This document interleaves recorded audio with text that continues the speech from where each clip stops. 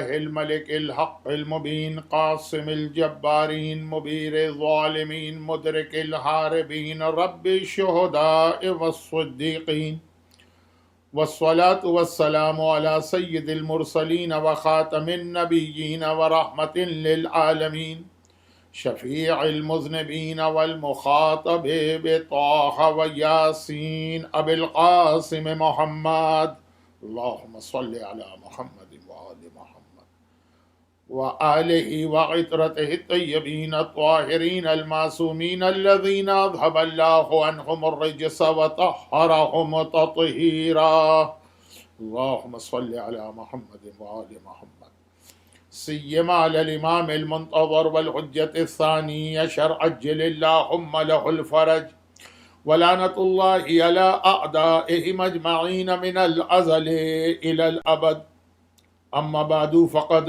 قال الله عز وجل في كتابه المبين وفرقانه المتين وقرآنه المجيد بسم الله الرحمن الرحيم وقبل يستفتحون على الذين كفروا فلما جاءهم ما عرفوا كفروا به فلعنة الله على الكافرين ایام اذا 1442 ہجرہ کے پہلے عشرے کی آج 4 محرم ہے۔ اب یہ مجالس ویک ڈیز میں آ رہی ہیں، اس لیے مجھے مجلس کے ٹائم ڈیوریشن کا بہت خیال رکھنا پڑے گا، اور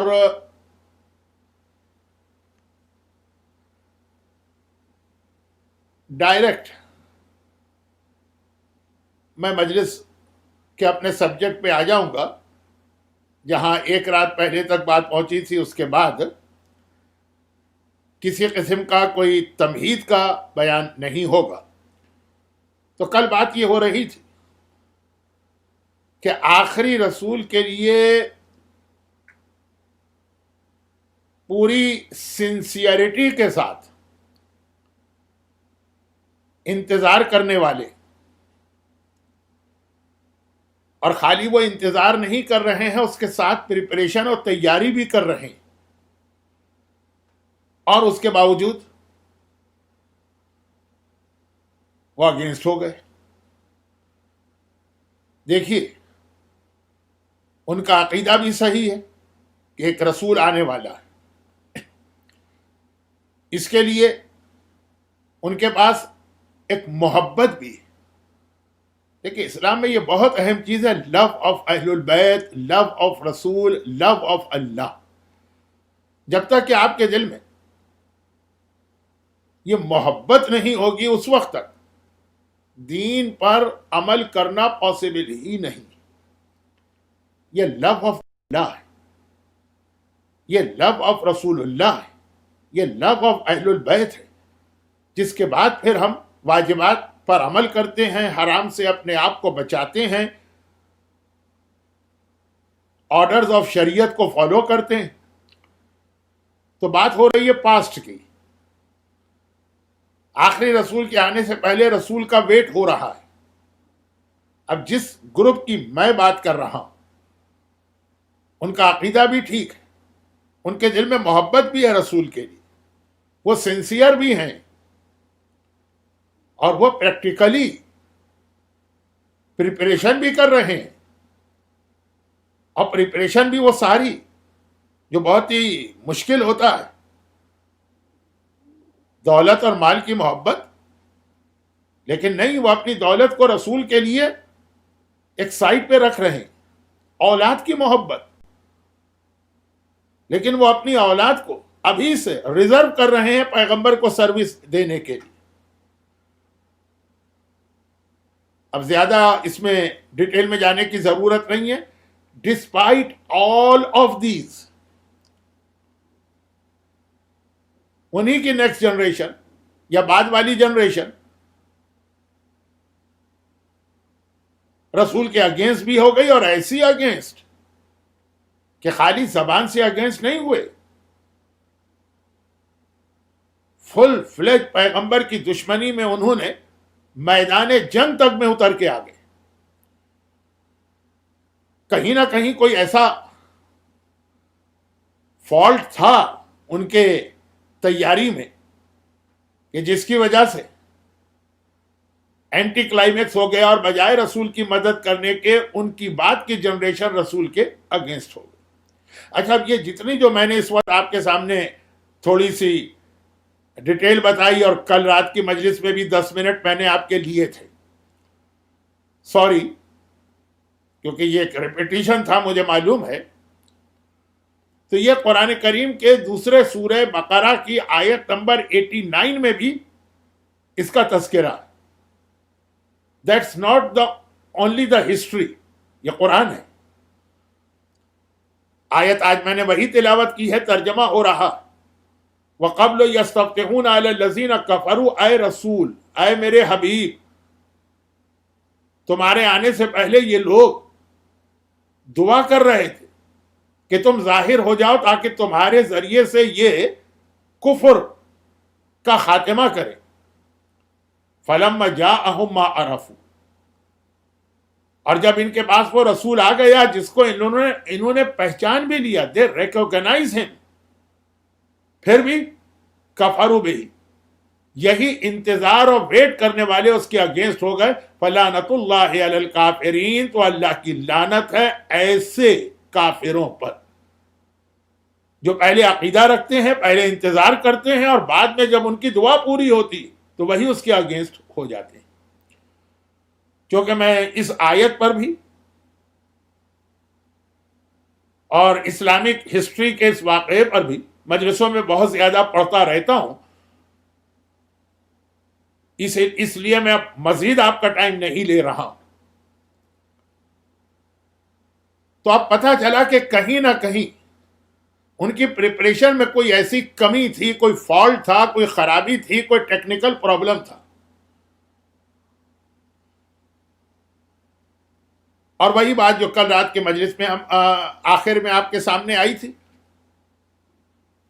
کہ دیکھیں، پریپریشن کا تعلق اس بات سے ہے کہ جو آنے والا آئے گا اسے ہم سے کیا چاہیے، یا وہ جو آئے گا تو آنے کے بعد وہ اپنا مشن کس طرح سے پورا کرے گا. اب اگر وہ تلوار کے ذریعے سے اسلام کو پھیلائے گا تو اس کی پریپریشن یہ ہے کہ آپ تلوار تیار رکھیے، ملٹری ٹریننگ دیجیے، اپنے بچوں کو ملٹری ٹریننگ دیجیے. مگر یہ وہ ایلیگیشن ہے جو رسول اللہ پہ بھی لگا، ٹوٹلی غلط، اور اسلام پر بھی یہ لگا اور ٹوٹلی غلط کہ جی وہ اسلام اسپریڈ ہوا تلوار سے. رانگ. اب یہ تو ایک الگ سبجیکٹ ہو جائے گا. یا یہ کہ اگر آنے والا لوگوں کو پیسے دے دے کے ان کا ایمان خریدے گا یا ان کو مومن بنائے گا تو ٹھیک ہے، آپ ڈونیشن جمع کیجئے، آپ خزانے جمع کیجئے کہ وہ آنے والے کی ہم اس کے ذریعے ہیلپ کریں گے.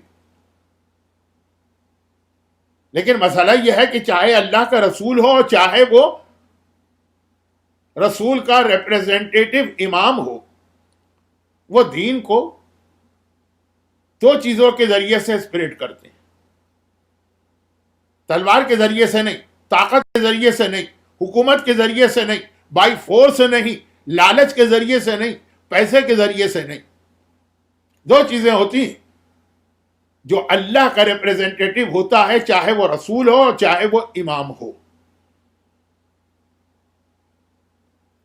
اور جو دو ٹول ان کے پاس ہوتے ہیں، پہلے کا نام ہے علم، دوسرے کا نام ہے کیریکٹر اور کردار.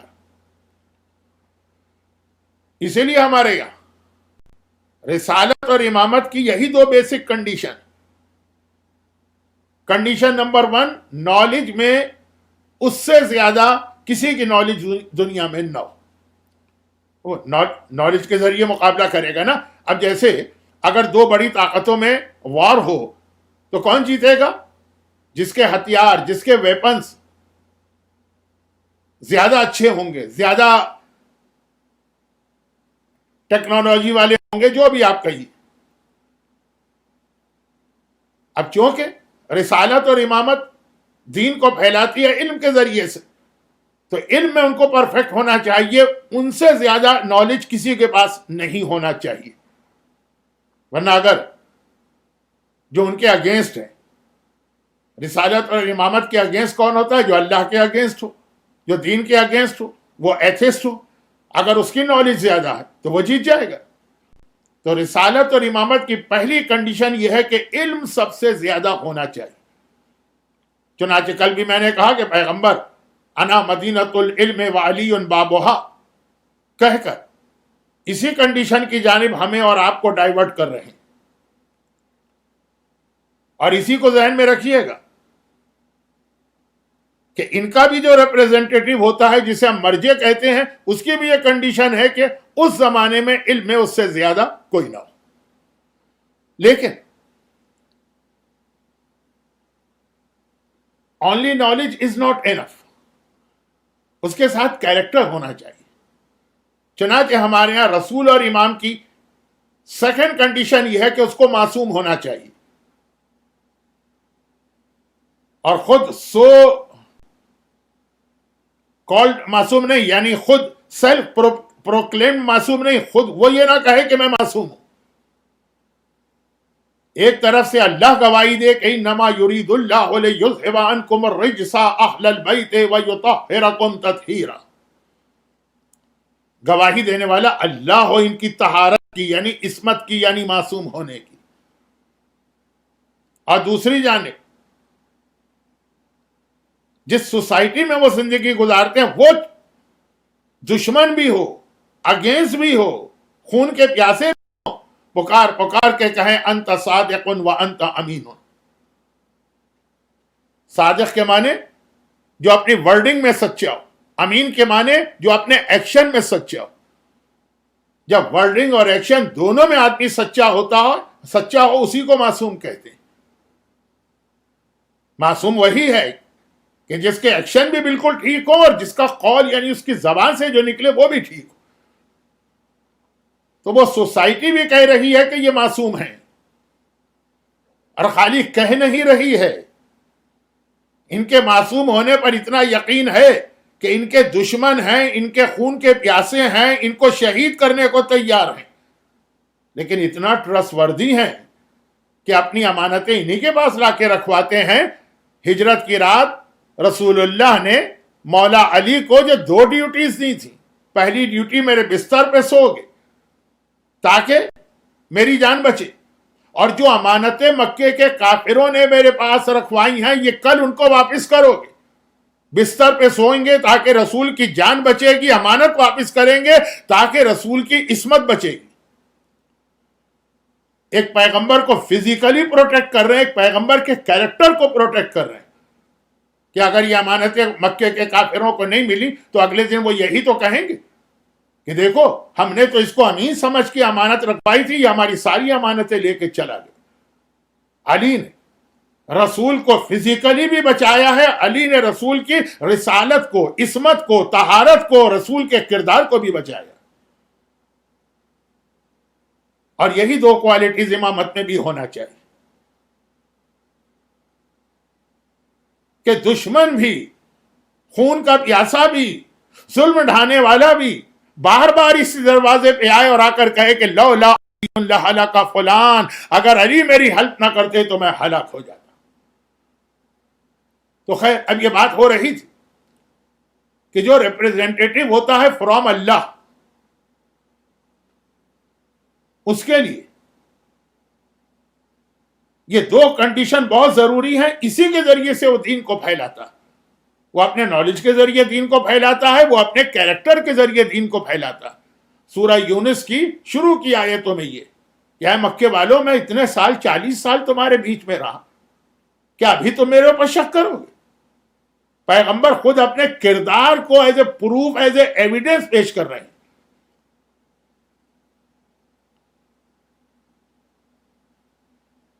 اچھا، اب جس امام کا ہم تذکرہ کر رہے ہیں آج کل، زمانے کا امام جو کربلا کے جہاد کو کمپلیٹ کرے گا، جس کا ہم آرگومنٹ کر رہے ہیں، اس کی اہم ترین ایک کیریکٹرسٹک یا خصوصیت یہ بتائی گئی جو میں نے دوسری مجلس میں بھی اشارہ کیا تھا کہ صاحب الدعوت نبویہ، وہ اسلام کو پھیلائے گا، propagation of Islam, spread of Islam نبی کی طرح کرے گا. اور نبی دو چیزیں، علم اور کردار. امام میں زمانہ بھی علم اور کردار. تو امام کی اصل پریپریشن یہ ہے کہ اے امام کے چاہنے والوں، اے امام کا انتظار کرنے والوں، اے امام کے لیے ہر وقت تڑپ تڑپ کے دعائیں ظہور کرنے والوں، ہماری کوئی مجلس ختم نہیں ہوتی جب تک کہ ہم یہ نہ کہیں کہ اللہ ان کے ظہور میں جلدی کرے. ہم اٹھتے بیٹھتے ان کی سلامتی کی دعا مانگتے ہیں، اللہم کل ولیک الحجۃ ابن الحسن صلواتک علیہ وعلی آبائہ. جب کبھی ہمیں کوئی پرابلم پیش آتا ہے ہماری زبان پہ آ جاتا ہے الاجل الاجل الاجل، مگر وہ پریپریشن جو ان کی ہے وہ یہ دو چیزیں کہ ساتھ میں اپنی نالج، علم بڑھائیے، اسلام کا علم، اور نمبر دو اپنا کیریکٹر اتنا اچھا کیجیے. یہی دو چیزیں وہ ہیں. جب ہم امام زمانہ کی آرمی کو جوائن کریں گے تو اسی کو امام کرائٹیریا بنائیں گے جس میں یہ دو چیزیں ہیں، وہ آ جائے میری آرمی میں، اس کے ذریعے سے پھر میں اسلام کو دنیا بھر میں پھیلانے کا کام انجام دوں گا. پیسہ اتنا بڑا مسئلہ نہیں، فوجی طاقت اتنا بڑا مسئلہ نہیں، اسلحہ اور ہتھیار اتنا بڑا مسئلہ نہیں. دعائے ندبہ میں آپ جنگ بدر کا تذکرہ کرتے ہیں، وہاں کیا تھا؟ نہ اسلحہ تھا، نہ ہتھیار، نہ دولت. اور کربلا جو کل رات کو میں نے مثال دی کہ کربلا میں جب کسی کو بلایا گیا تو یہ کہہ کر بلایا گیا کہ اس کی نالج کو میں کرائٹیریا بنا رہا ہوں. اور جس عباس کو حسین نے اپنے لشکر کا سپہ سالار بنائے تو وہ عباس کا ٹائٹل ہی یہ قرار پایا. یہ ہے آج کے زمانے میں ہماری سب سے بڑی ذمہ داری، specially for those, specially for those جنہیں دنیا کے حالات کو دیکھ کر یہ یقین ہوتا جا رہا کہ بس امام اب ظاہر ہونے والے. روایتوں میں دو عبادتیں امام زمانہ کے ریفرنس میں ہم پر اور لازم کی گئی. امام زمانہ کے حوالے سے دو ڈیوٹیز ہماری اور ہیں، دونوں عبادتیں. نمبر ایک یہ کہ ہر سیکنڈ امام کے لیے تیار ہو کے بیٹھنا، کبھی یہ غلطی نہ کرنا کہ ظہور امام کی جو نشانیاں ہیں، سائنس آف ظہور، یہ غلطی نہیں کرنا کہ اس کی ایک لسٹ بنا کے اپنے سامنے رکھ لو اور روزانہ صبح و شام وہ لسٹ چیک کرتے جاؤ، یہ نشانی پوری ہو گئی ہے، اب یہ نشانی پوری نہیں ہوئی ہے. یہ غلطی نہ کرنا کہ نشانی پوری نہیں ہوئی ہے، دیٹ مینز ابھی امام کے آنے میں کچھ ٹائم باقی. مثلا بہت مشہور بات ہے، اس لیے میں یہ بیان کر رہا ہوں، ورنہ آج کے مجلس میں میرے پاس زیادہ ٹائم نہیں. ظہور کی نشانی یہ ہے کہ امام عاشورے کو 10th آف محرم کو آئیں گے. آپ نے ربیع الاول کے مہینے میں ایک بار امام کو یاد کیا، آپ نے کہا ابھی تو 10 مہینے باقی. کیوں؟ اس لیے کہ آپ کے پاس ظہور امام کی ایک یقینی نشانی یہ ہے کہ 10th آف محرم. تو آپ کے حساب سے تو ابھی 10 مہینے باقی، تو پھر الاجل کی تو ابھی ضرورت ہی نہیں پڑی. الاجل کا مطلب تو ہے کہ مولا اسی وقت، اسی موومنٹ. تو ابھی تو 10th آف ربیع الاول چل رہی ہے. ربیع الاول اسلام کی اسلامی کیلنڈر کا 3rd منتھ ہے. 12 منتھ کمپلیٹ ہوں گے پھر امام آئیں گے. تو سائنس آف ظہور کو اتنا زیادہ ہارڈ اینڈ فاسٹ ٹائپ کا مسئلہ نہ سمجھ لینا کہ اس میں سے ایک ایک پوری ہو تب امام آئے، ورنہ یہ الاجل کی دعا کا فائدہ کچھ نہیں رہے گا. اور تو یہ ذمہ داری کہ ہر سیکنڈ امام کے لیے تیار ہو کے بیٹھنا.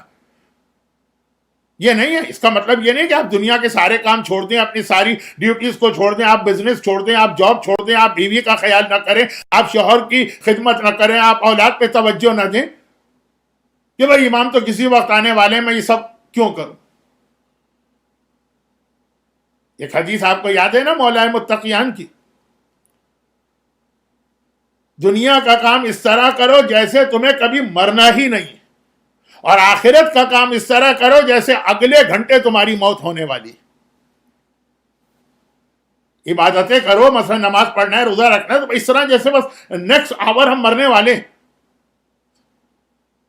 اگر کسی کو پتہ چل جائے کہ 1 گھنٹے کے بعد میں مرنے والا ہوں، تو دنیا کے سارے کام چھوڑ کر وہ مصلی لے کر نماز، روزہ، قرآن، دعائیں، یہی سب کچھ تو کرے گا نا۔ آخرت کے کام اس طرح کرو، مگر دنیا کے کام ایسے کرو جیسے کبھی مرنا ہی نہیں، ہمیشہ ہمیشہ یہاں رہنا۔ بھائی میں اتنا شاندار مکان بنا کے، شاندار کا لفظ میں غلط کہہ گیا، اتنا مضبوط مکان بنا کے کیا کروں گا؟ میری ایج تو اس وقت 60 ہے، 5 سال میں تو مجھے مر ہی جانا ہے۔ نہیں، 80 تمہاری ایج ہے۔ مکان اس طریقے سے بناؤ کہ جیسے تمہیں ہمیشہ رہنا 1 ملین سال تک۔ تو خیر اب یہ تو حدیث بہت واضح ہے، مجھے اتنی اس کے ایکسپلینیشن کی ضرورت نہیں تھی، یہ آپ کی انسلٹ ہے۔ تو امام کے حوالے سے بھی یہ ہے کہ تیار ہو کے ہر وقت بیٹھو، لیکن یہ نہیں ہے کہ اپنی باقی ساری ڈیوٹیز چھوڑ دو۔ تو پہلی ڈیوٹی یہ ہے کہ ہر وقت، ہر سیکنڈ شاید کل امام آ جائے، شاید نیکسٹ آور امام آ جائے۔ تو یاد رکھیے اس میں ڈیٹ کی بھی پھر اہمیت نہیں رہتی ہے، ٹائم کی بھی اہمیت نہیں رہتی۔ آپ کے مجلس سن رہے ہیں، اس وقت رات کا وقت ہے، آپ نے کہا امام تو فجر کے وقت آئیں گے نا، ابھی کم از کم میرے پاس 6 گھنٹے تو ہے نا۔ نہیں، یہ کنسپٹ بھی نہ آئے، شاید 6 منٹ بھی نہ ہو۔ تو سائنس آف ظہور اور ظہور سے ریلیٹڈ جو تھوڑی بہت ہمیں ڈیٹیل بتائی گئی، ٹائم، ڈیٹ، کون سا سال ہوگا، وہ سب کو آپ اتنا زیادہ امپورٹنٹ نہ سمجھیں۔ یہ ایک ڈیوٹی۔ اور دوسری جانب دوسری ڈیوٹی یہ کہ خبردار کبھی امام کے ظاہر ہونے کی تاریخ مقرر نہ کرنا۔ ہماری احادیث کی اہم کتابوں، حتیٰ اصول کافی تک میں ایک چیپٹر ہے پورا توقیت کی تکذیب۔ توقیت یعنی ٹائم فکس کرنا، تکذیب معنی اس کو جھٹلاؤ، جھوٹا قرار دو اس آدمی کو، یہ اللہ کا راز۔ ایون بعض روایتوں میں ہے کہ خود امام کو بھی نہیں معلوم کہ مجھے کب ظاہر ہونا۔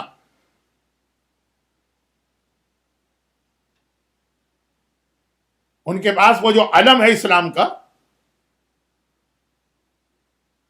جو جنگ بدر میں لہرایا گیا، جو فرسٹ جہاد تھا بٹوین مسلم اینڈ کافر، اور پھر جنگ جمل میں لہرایا گیا جو پہلا جہاد تھا مولا کائنات کا بٹوین ایمان اینڈ منافق، اور تیسری بار یہ امام زمانہ لہرائیں گے۔ اور جو امام کے پاس ذوالفقار آخری وقت میں ہوگی، ہر وقت آپ کو پتا ہے کہ عرب کلچر میں خنجر اور تلوار ایز اے ڈیکوریشن پیس بھی، لفظ بہت برا میں کہہ گیا، رکھی جاتی۔ تو عرب کے کلچر میں یہ کوئی عجیب بات نہیں ہوتی۔ تو یہ 2 چیزیں جو امام کے پاس ہوں گی، یہ آواز دیں گی، یا حجت خدا اب وہ ٹائم آ گیا کہ مجھے ہاتھ میں لے کے ظاہر ہو جانا۔ یہاں پہ ایک چھوٹی سی بات یہ کہہ دوں کہ ہمارے بہت سارے علماء کا یہ خیال ہے یا ان کا یہ اوپینین ہے کہ یہ جو اسپیشل تبرکات انبیاء کے اور خود اماموں کے، یہ کربلا نہیں لے جائے گئے تھے۔ یہ آقا حسین مدینے میں چھوڑ کے گئے تھے اپنے چھوٹے بھائی محمد حنفیہ کو ہینڈ اوور کر کے، اور یہ ذمہ داری لگا کر کہ جب میرا بیٹا سجاد آئے گا یہ چیزیں سجاد کو دینا۔ یعنی جو علم جنگ بدر میں اور جنگ جمل میں لہرایا گیا وہ کربلا نہیں گیا تھا، اور جو تلوار آقا حسین نے کربلا میں چلائی تھی وہ ذوالفقار نہیں تھی۔ اب اس کی ڈیٹیل میں نہیں جاتا کہ یہ صحیح ہے کہ غلط ہے، لیکن تھا کہ یہ تبرکات بہرحال لوٹے جائیں گے، یزیدیوں کے پاس پہنچ جائیں گے، چاہے بعد میں رہائی کے موقع پہ ان کو واپس کیا جائے، لیکن یہ وہ تبرکات ہیں جو ایک لمحے کے لیے بھی ان کے ہاتھوں میں نہیں جانا چاہیے۔ تو یہ اس لیے میں نے کہا کہ وہ جو علم کے حوالے سے میں نے کربلا کا نام نہیں لیا تھا تو کوئی کنفیوز نہ ہو۔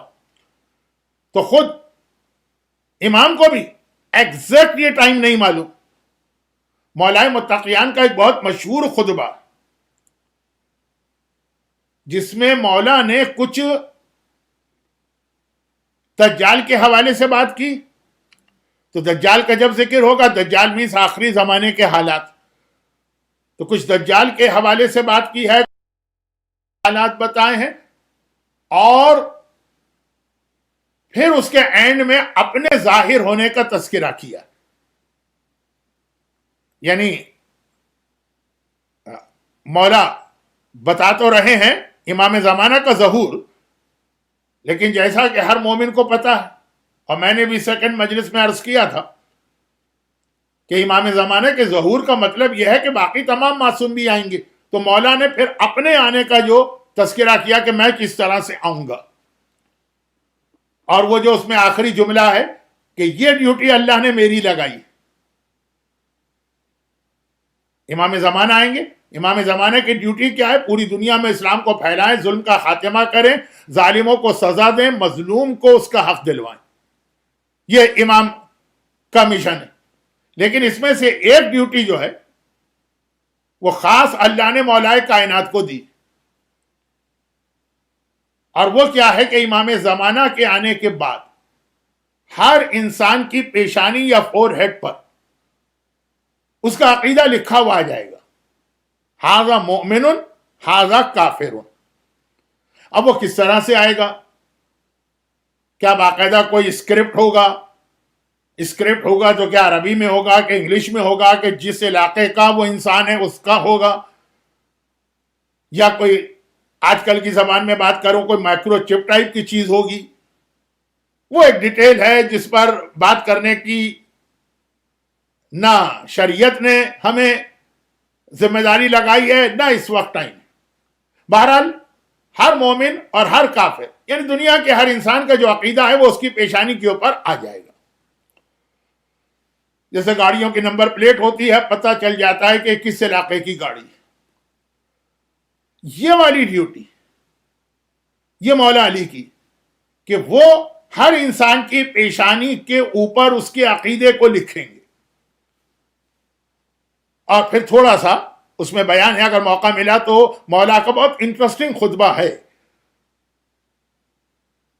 اس کے کچھ ورڈنگ، کیونکہ اس میں سائنس آف ظہور بھی آئی ہیں، وہ میں آئندہ کی کسی مجلس میں بیان کروں گا. ابھی تو ہمارے پاس آج کی مجلس کے بعد بھی پورا ایک ویک ہے.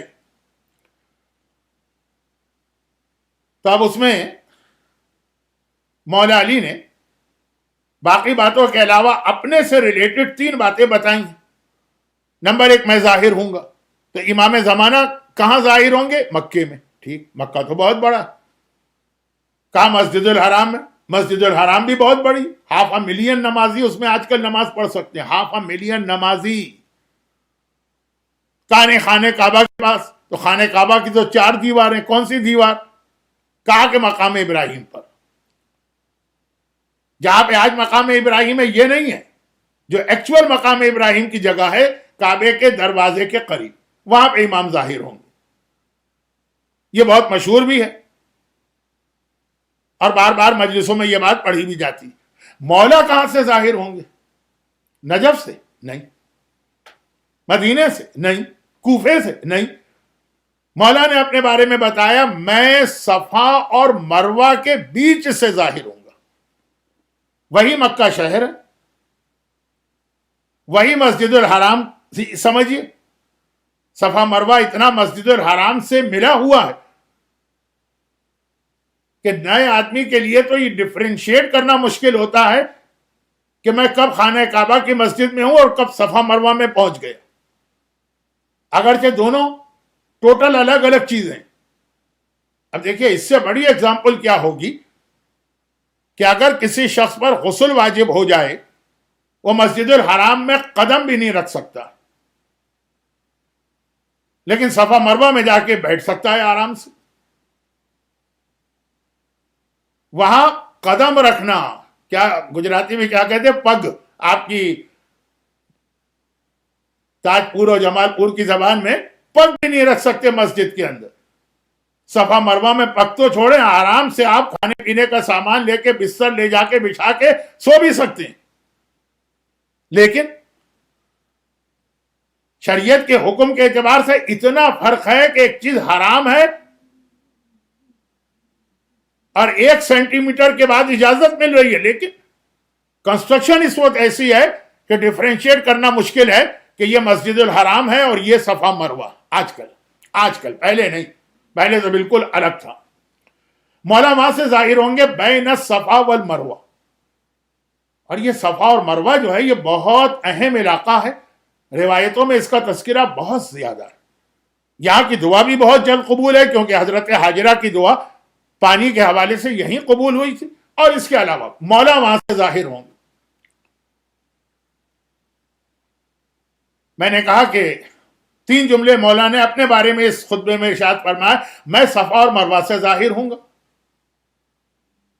اب چونکہ میرا مولا مومن کافر کا لیبل ہر ایک کی پیشانی پہ لگائے گا، تو جیسے ہی امام زمانہ جہاد کریں یہ اس سے پہلے کام ہو جانا چاہیے۔ تو جب امام مکے میں آئے ہیں تو مولا کو بھی وہیں پہ ظاہر ہو جانا۔ نمبر 2، میرے پاس انگوٹھی ہوگی، یہ انگوٹھی میں اس کی پیشانی سے ٹچ کروں گا تو بس اس کا عقیدہ اس کے ذریعے سے اس کی پیشانی پہ آ جائے گا۔ اب جیسا کہ میں نے کہا پتہ نہیں کسی قسم کی رائٹنگ ہے یا انگوٹھی کوئی ایسی چھوٹی سی مشین ہے کہ جس سے مائکرو چپس نکل کے پیشانی میں جاتے ہیں، یا یہ کہ اور ابھی کوئی نئی ٹیکنالوجی آنے والی ہے، خالی لیزر ٹائپ کی کوئی چیز ہے، اس کو چھوڑ دیجیے۔ آج کی جدید سائنس میں بہت ساری ایسی چیزیں ہیں جس سے یہ حدیثیں ہم سمجھ سکتے ہیں۔ اور تیسرا مولا نے کہا کہ میرا ہی نام دابۃ الارض ہے، دابۃ الارض۔ یہ حدیثوں میں آخری زمانے کی ایک نشانی بتائی گئی ہے، کنفرم نشانی کہ ظہور امام کے ساتھ دابۃ الارض بھی ظاہر ہوگا۔ مولا نے کہا وہ میں ہوں۔ لیکن یہ خطبہ میں نے جو تھوڑا سا ریفرنس اس کا دیا، تو اس کا اس وقت ریزن کیا؟ ابھی ہم ڈائریکٹ سائنس آف ظہور پہ تو بات نہیں کر رہے ہیں۔ اس کا سب سے پہلا سنٹنس میں نے آپ کے سامنے اس کے سب سے آخری 3 سنٹنس پڑھے۔ یہ آخری 3 ہے کہ میں صفا اور مروہ کے بیچ سے ظاہر ہوں گا، وہ انگوٹھی یا رنگ لے کر آؤں گا جس کے ذریعے سے ہر انسان کی پیشانی پر مومن اور کافر لکھا جائے گا، اور میرا نام دابۃ الارض۔ یہ لاسٹ سنٹنس ہے، پہلا سنٹنس جس کی وجہ سے میں نے آپ کی یہ 7 8 10 منٹ لے لی۔ وہ یہ ہے کہ یہ خطبہ مولا نے دیا تھا ایک سوال کے جواب میں، اور سوال بھی کیا تھا اسبق ابن نباتہ نے۔ پتہ نہیں کیوں مجھے ایسا لگ رہا ہے کہ جو لوگ میری مجلس سن رہے ہیں شاید اس میں 50% لوگوں نے یہ نام بھی کبھی نہ سنا، اور اگر سنا بھی ہے تو کچھ پتہ نہ ہو کہ یہ ہیں کون اسبق ابن نباتہ، مولا کے انتہائی کلوز صحابی، بڑے ان کے فضائل بھی ہیں اور بڑے ان کے واقعات بھی۔ منبر کوفہ سے مولا اپنا علم ظاہر کر رہے ہیں، اسبق ابن نباتہ کھڑے ہو گئے، کہا کہ مولا مجھے ایک سوال کا جواب چاہیے۔ علی کا اسٹائل تو آپ کو پتا تھا نا، سلونی قبل ان تقفدونی، ہر آدمی کو ایک اوپن آفر ہے، جو سوال کرنا ہے کرو۔ اسبق ابن نباتہ نے کہا مولا یہ بتا دیجئے کہ آپ کا بیٹا کب ظاہر ہوگا، یہ ہے میرا سوال۔ اور وہ جو سیکنڈ مجلس میں نے پڑھی تھی اس میں یہی بات کہی تھی نا کہ علی کے زمانے کے مومن کو بھی 12ویں امام کے ظہور کی بڑی بے چینی ہے، بے تابی ہے، جلدی ہے۔ اور ابھی تو کربلا کا واقعہ بھی نہیں ہوا کہ ہم کہیں کہ کربلا کے ریونج کی وجہ سے وہ تڑپ رہا، اور اس کا ایک ریزن میں بتا چکا ہوں آلریڈی، اور آج تو بالکل میرے پاس وقت نہیں۔ یا بعض کتابوں میں لکھا ہے کہ اسبق نے ظہور امام کا سوال انڈائریکٹ کیا، یا تو یہ پوچھا کہ آپ کا بیٹا کب ظاہر ہوگا، اور یا پھر شاید یہ پوچھا کہ دجال کب آئے گا۔ اچھا، دجال کا مطلب یہ کہ آپ ظہور امام پوچھ رہے ہیں۔ دجال اور ظہور امام اس طرح سے ایک دوسرے سے کنیکٹڈ واقعات، ایک ہو گیا تو دوسرا بھی ہو جائے گا۔ تو بہرحال سوال کا خلاصہ یہ، مولا نے جواب دیا کہ تم جو سوال کر رہے ہو تم کو اس کا جواب نہیں پتا، جس سے سوال کر رہے ہو یہ خدائی راز ہے، یہ اس کو بھی نہیں معلوم. بہت ذرا مشکل سا لفظ میں استعمال کر گیا، لیکن اگر معصومین کو وہ وقت پتا بھی ہے تب بھی عام مومنین کو یہی کہا جاتا ہے کہ یہ خدائی راز ہے جو ہم کو بھی نہیں معلوم. جو الفاظ امام کے ہوں گے وہ ایسے ہیں کہ اس میں جھوٹ کا امکان بھی نہ ہو اور سوال کا جواب بھی امام نہیں دینا چاہتے، تو بار بار یہ کہا گیا. بلکہ ہمارے یہاں اس کے حوالے سے کچھ بڑے انٹرسٹنگ واقعات ہیں. مثلا ایک چھوٹا سا واقعہ سن لیجیے. شیخ بہائی شیعہ تاریخ کے ایک بہت بڑے بہت اہم مرجع، ایران میں جو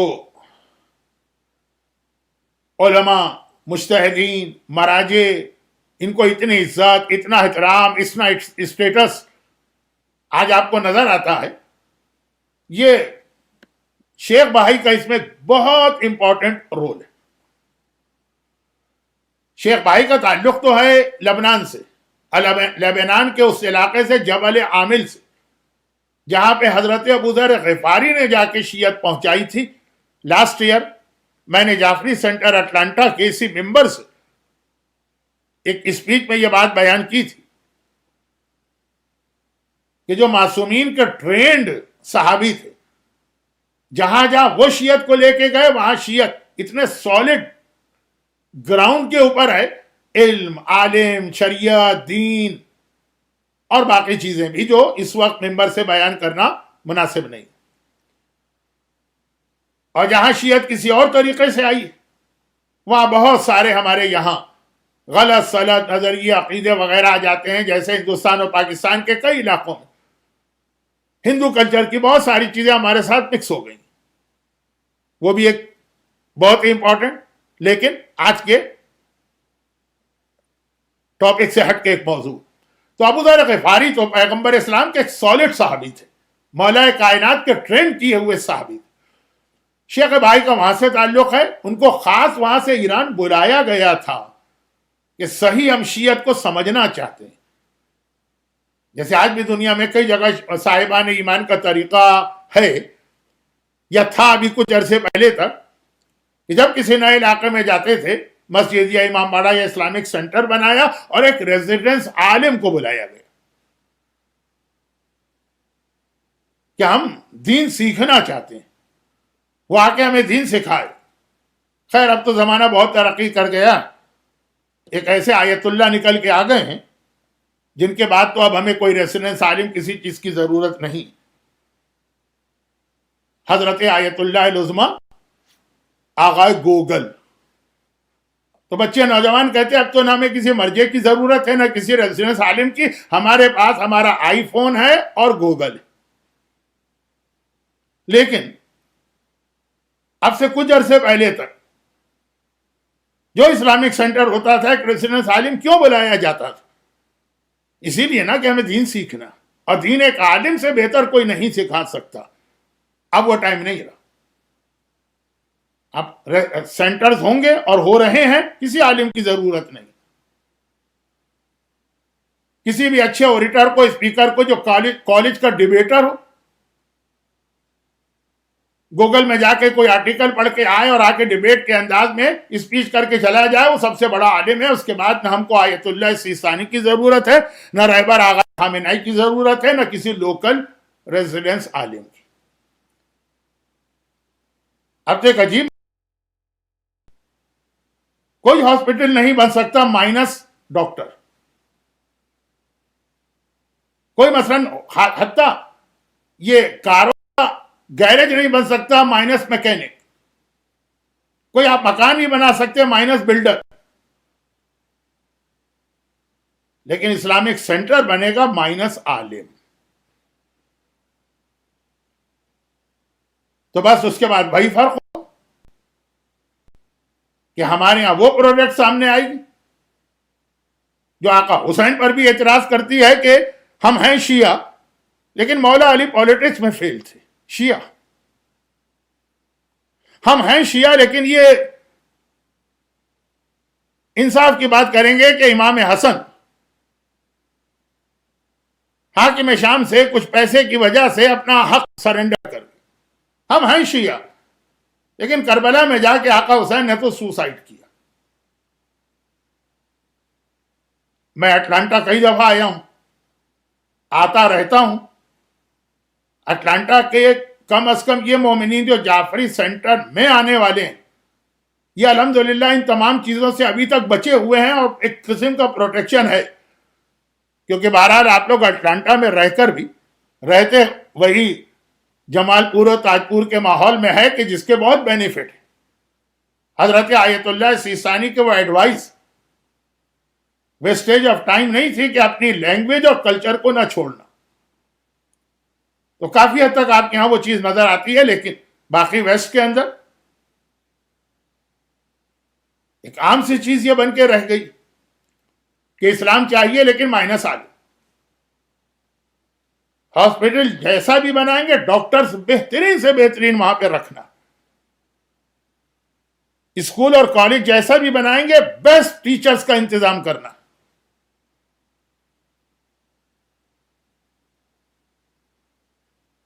بلڈر کمپنی اپنی کھولے گا تو بیسٹ جو آرکیٹیکٹ اور بیسٹ جو سول انجینئر ہے وہ اس کو چاہیے.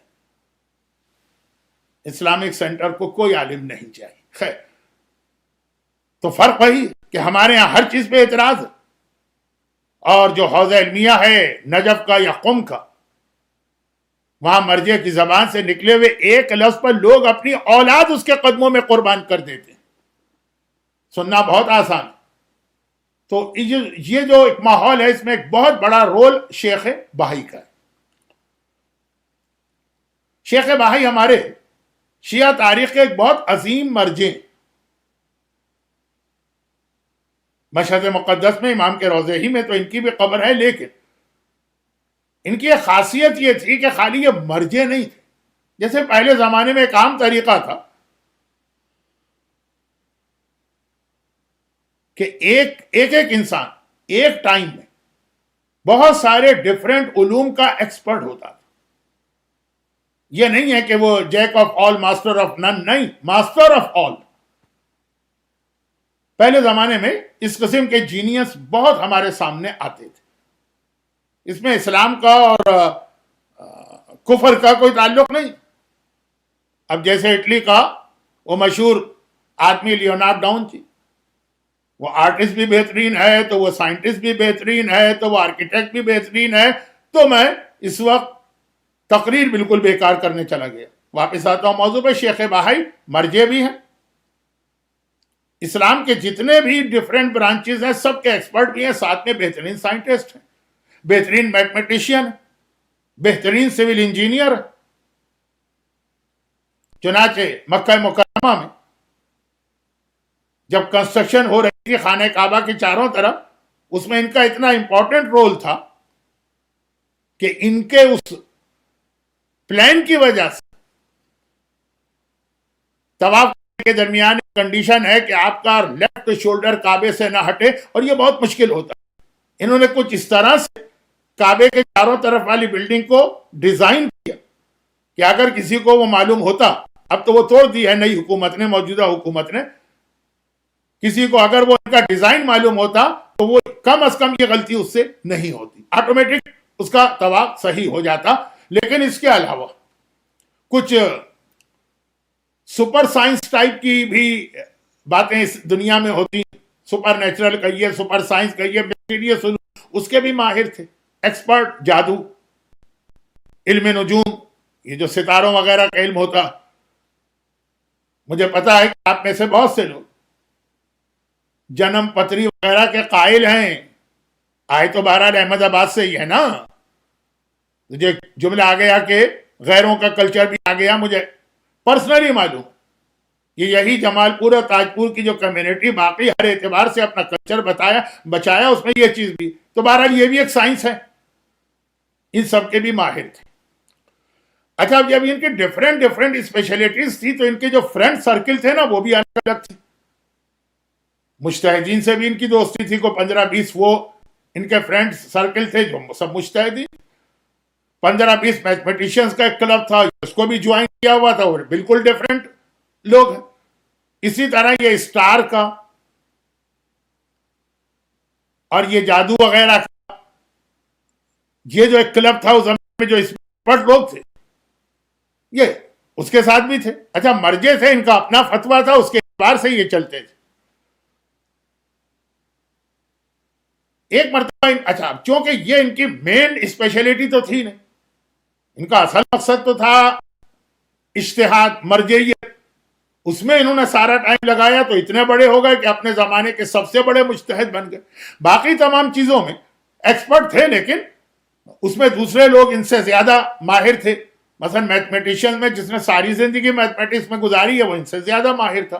تو ایسے ہی علم نجوم والا ان کا ایک دوست بہت ایکسپرٹ، وہ آیا اور آنے کے بعد کہا کہ آج میں یہ نجوم کا، اسٹار کا جو علم ہے اس کے اندر ایکسپرٹ ہو گیا ہوں کہ ہر مسئلے کو حل کر لیتا ہوں۔ تو میرے دماغ میں خیال آیا کہ میں اپنے زمانے کے امام کے ظہور کی ڈیٹ کیوں نہ کیلکولیٹ کروں۔ ہے تو بہرحال وہ شیعہ ہی، شیعہ میتھمیٹیشین ہوتے ہیں، شیعہ سول انجینئر ہوتے ہیں۔ انہوں نے کہا کہ بھائی روایت کی روشنی میں یہ بتا سکتا ہوں کہ ایک ناممکن کام تم کرنے جا رہے، امپاسبل، یہ اللہ کا راز ہے، ایک سیکرٹ ہے، بھید ہے، ہر ایک کو معلوم نہیں ہو سکتا، یہ اتنا ایزی ہوتا تو اس طرح سے امام کی غیبت اب تک رہتی نہیں۔ تو یہ مت اس میں انٹرفیئر مت کرو۔ جب روایتوں میں منع کیا کہ امام زمانہ کے لیے ہر طرح سے ریسرچ کرو اور معرفت بڑھاؤ، ظاہر کب ہوں گے اس ڈیٹ کے پیچھے مت جاؤ، نقصان ہی ہوگا۔ اس نے کہا واہ، یہ تو ایک نالج ہے، تو سائنس ہے، اس میں کیا نقصان؟ چلا گیا۔ چند دنوں کے بعد روتا پیٹتا، آنکھوں سے آنسو بہاتا آیا، کہنے لگا کہ یا شیخ غضب ہو گئے۔ کیا ہوا؟ کہا میں کیلکولیشن کر رہا تھا کہ امام کب ظاہر ہوں گے، اور میری کیلکولیشن اسٹیپ بائی اسٹیپ بالکل ٹھیک جا رہی تھی، یہاں تک کہ لاسٹ اسٹیپ آ گیا۔ اب اگر میں اس کو بھی کیلکولیٹ کر لیتا تو ظہور کی ڈیٹ میرے ہاتھ میں آ جاتی، لیکن میں جیسے میں لاسٹ اسٹیج پہ پہنچا، ایسا لگا جیسے کسی نے کپڑا اٹھا کر میرے دماغ پر پھیر دیا، جیسے زمین کے اوپر آپ کپڑا پھیر کے چیزوں کو وائپ کر دیتے ہیں، بالکل صاف، ڈیلیٹ۔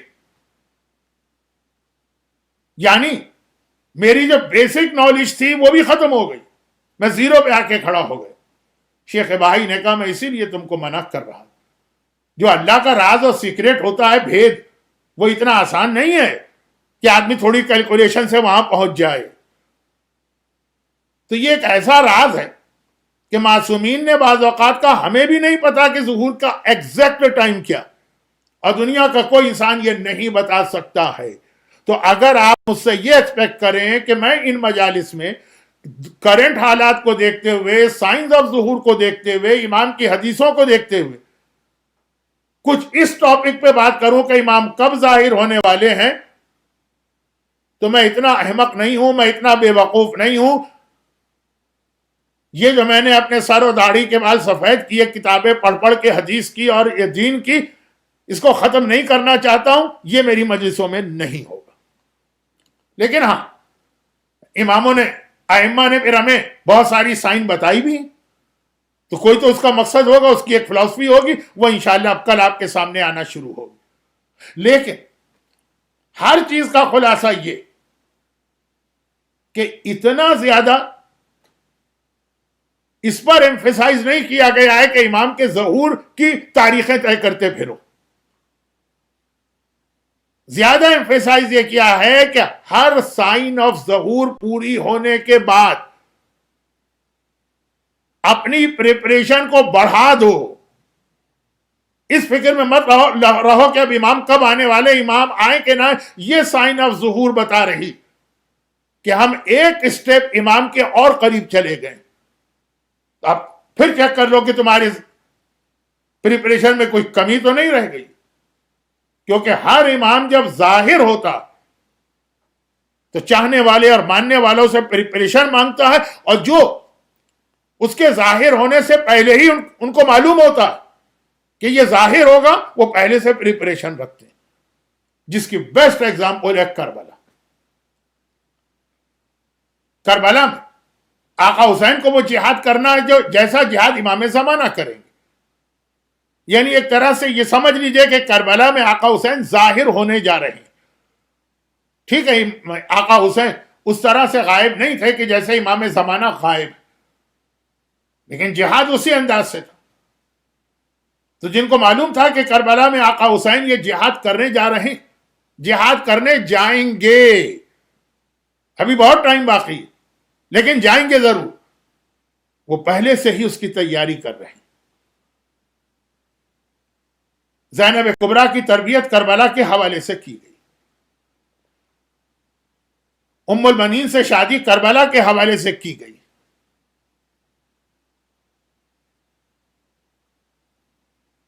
اور قدم قدم پہ ہمیں اہل بیت کے گھرانے، دیکھیں عام شیعوں کو نہیں پتا کہ آقا حسین کربلا میں جائیں گے اور جہاد کریں گے، اہل بیت کے گھرانے کو تو معلوم ہے، شروع سے ہی اس کی تیاری۔ اور چنانچہ کربلا کے جہاد میں حصہ لینے والی ہر پرسنالٹی نے کربلا کے لیے کوئی نہ کوئی پریپریشن کی۔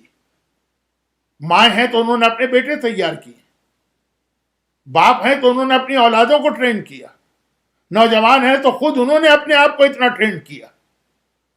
یہ نہیں پتا کربلا کا واقعہ کب ہوگا، لیکن یہ پتا ہے کہ ہوگا۔ اور اس میں خاص طور پر میں ریفرنس دوں گا جناب زینب کبریٰ سلام اللہ علیہا کا، اور اس کا ریزن یہ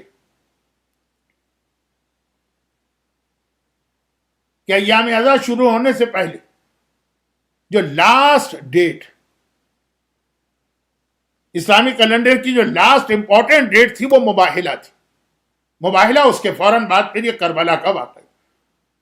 مباہلہ زینب کبریٰ کے لیے ایک پیغام تھا، دیکھو تمہاری ماں فاطمہ، فاطمہ کا حجاب، کبھی گھر سے باہر نہ نکلنے والی، جو اپنے جنازے کو بھی رات کے اندھیرے میں اٹھانے کی وصیت کرے،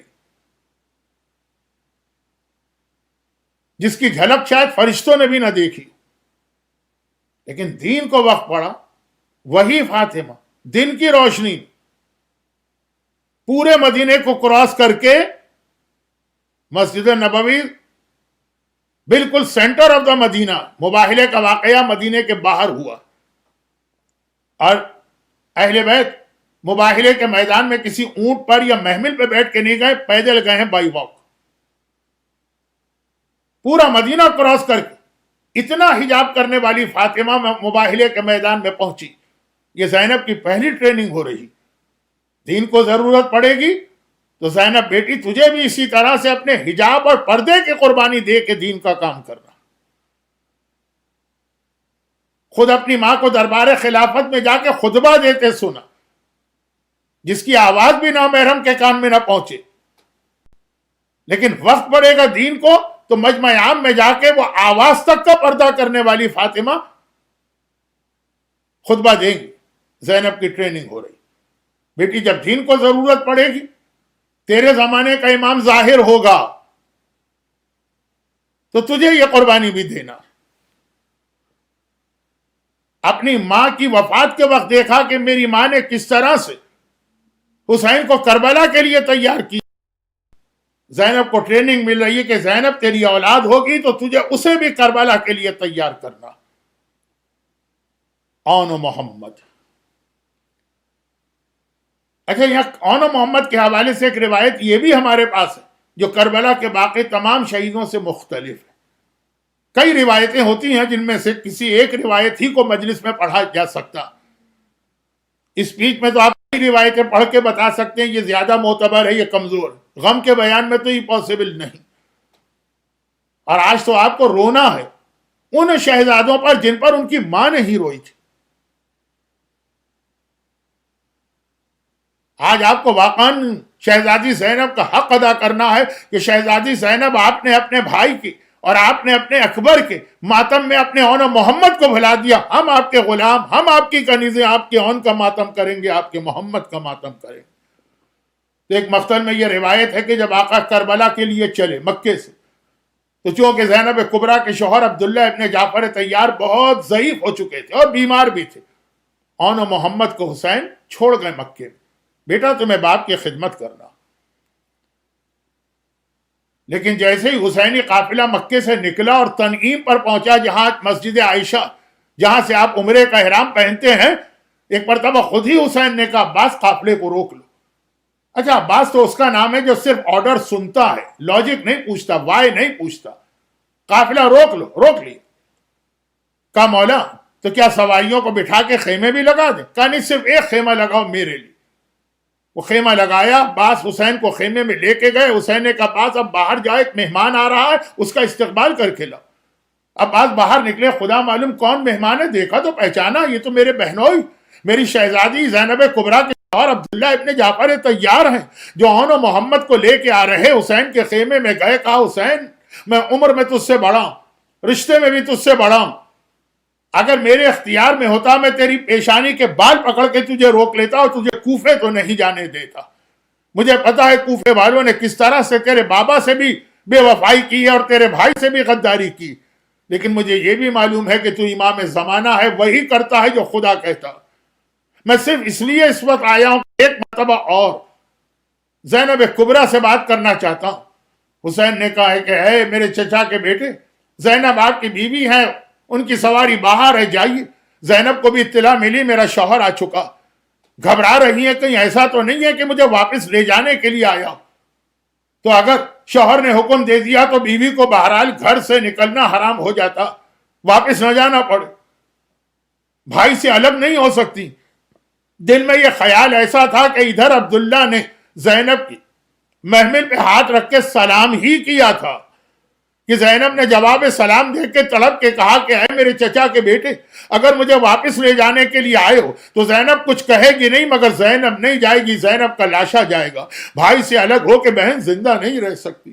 شہزادی زینب، آج تو خالی آپ نے ایک تصور کیا کہ شاید میں الگ ہو رہی ہوں، تو مرنے کی بات ہو رہی، اور جب عصر عاشور حسین نے کہا ہوگا زینب اب تو میں جدا ہو رہا ہوں، میرا الوداعی سلام لو، تو کس دل سے آپ نے بھائی کو الوداع کہا ہوگا۔ لیکن خیر عبداللہ ابن جعفر طیار نے تڑپ کہا شہزادی بھلا میری یہ ہمت و مجال کہ میں آپ کو کوئی حکم دوں، میں تو اس لیے آیا ہوں کہ ہمارے اور آپ کے دونوں کے جد رسول خدا نے کہا جب کسی مشکل سفر پہ جاؤ تو صدقے کا سامان لے کے جاؤ۔ مجھے پتا ہے کوفے کا سفر کتنا مشکل ہے، میں صدقے کا سامان لے کے آیا ہوں، اور کیا سامان صدقہ لے کے آئے ہیں؟ بوڑھا باپ اپنے ایک بیٹے اون کو آگے بڑھاتا ہے، شہزادی اگر میرے آقا پہ کوئی وقت آ جائے اسے اپنی جانب سے صدقہ کر دینا۔ دوسرے بیٹے محمد کو آگے بڑھاتا ہے، اور اگر مصیبت اور بڑی ہو تو اسے میری جانب سے صدقہ کر دینا۔ یہ ہے تیاری۔ بوڑھا باپ اون محمد جیسے بیٹوں کو بڑھا رہا ہے، انہیں قربان کر دینا میرے آقا کے اوپر۔ اور میدان کربلا عاشور کی صبح سے زینب کو انتہائی بے چینی تھی، میرا بھائی مشکلات میں گھرا ہوا ہے، مجھے صدقہ دینا، میرا اون مارا جائے، میرا محمد مارا جائے، بار بار بار بار بار بار اون محمد کو دیکھتی ہے اور کہتی ہے بیٹا لاشوں پہ لاشیں آ رہے، تو اب تک زندہ، بیٹا شہیدوں کے مرنے کا ماتم ہو رہا ہے، تو اب تک زندہ۔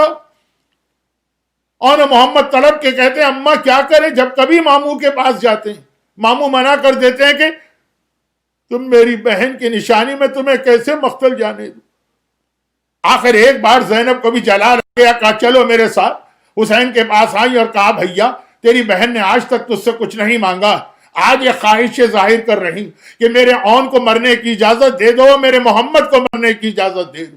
ایک بات بتائیے، حسین کا بیٹا ہے اکبر، زینب کتنی محبت کرتی، محبتیں کبھی ون وے یا یک طرفہ نہیں ہوتی۔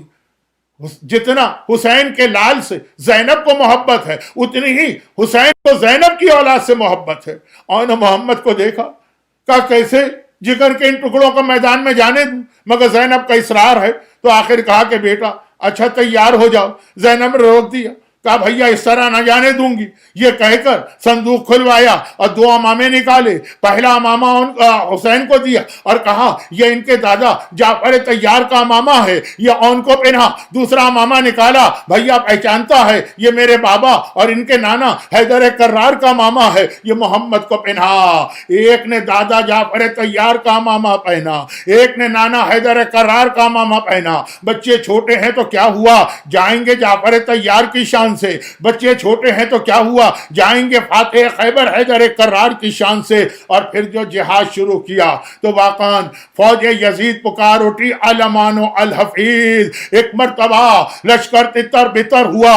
عمر سعد نے کہا کہ ایک دم حملہ کر کے دونوں کو الگ الگ کر لو, تبھی تو کامیاب ہو سکتے ہو. شہزادے الگ الگ کیے گئے, تیر چلے, تلواریں برسیں, نیزے چلے, جسم کے اندر برچیاں پیوست ہوئیں. ادھر 10 سال کا اون گھوڑے سے زمین کربلا پہ گرا, ادھر 9 سال کا محبت گھوڑے سے زمین کربلا پہ گرا. دونوں نے آواز دی, ماموں ہمارا آخری سلام تو لے لیجئے. حسین نے یہ آواز سنی, ایک مرتبہ عباس کو پکارا, عباس چلو میرے ساتھ, آج تمہیں بھی یہ خدمت انجام دینا ہے. اون کے لاشے کو میرے آقا حسین نے اٹھایا, محمد کے لاشے کو میرے آقا عباس نے اٹھایا. دونوں لاشیں لے کے خیمے کی جانب جا رہے ہیں. فوج یزید نے دیکھا کہ یہ لاشیں جا رہے ہیں, خوشی کے مارے شادیانے بجانے لگے, اور ادھر یہ شادیانوں کی آواز خیموں میں گئی. بیویاں سمجھ گئیں مارا گیا, محمد مارا گیا. ایک بار بیویوں نے بال کھول کے ماتم شروع کیا, مگر زینب نے روک دیا. مرزا دبیر ایک مرثیے کا بیت کا بند, باجے والوں کی صدا زیر قنات آتی ہے, کیسے لاشیں میرے بچوں کی بارات آتی ہے. بیویوں ماتم نہ کرنا, میں نے بھائی پہ قربان کر دیا. خیمے میں لاشیں آئے, اون کا لاشا رکھا, محمد کا لاشا رکھا. اون مر چکا ہے, محمد آخری سانسیں لے رہا ہے. ایک بار حسین نے کہا زینب ایک بات میں نے تمہاری مانی تھی, ایک بات تو میری مان. ایک بار تو محمد آخری سانسیں لے رہا ہے, ایک بار تو اسے کلیجے سے لگا لے. زینب جھکی, محمد کو سینے سے لگایا. بہرحال ماں تو ہے نا, اور ادھر محمد کو سینے سے لگایا. محمد نے کہا ماں اب تو تو ہم سے راضی ہو گئی, اب تو تو ہم سے خوش ہو گئی, اب تو ہم نے تیرے دودھ کا حق ادا کر دیا.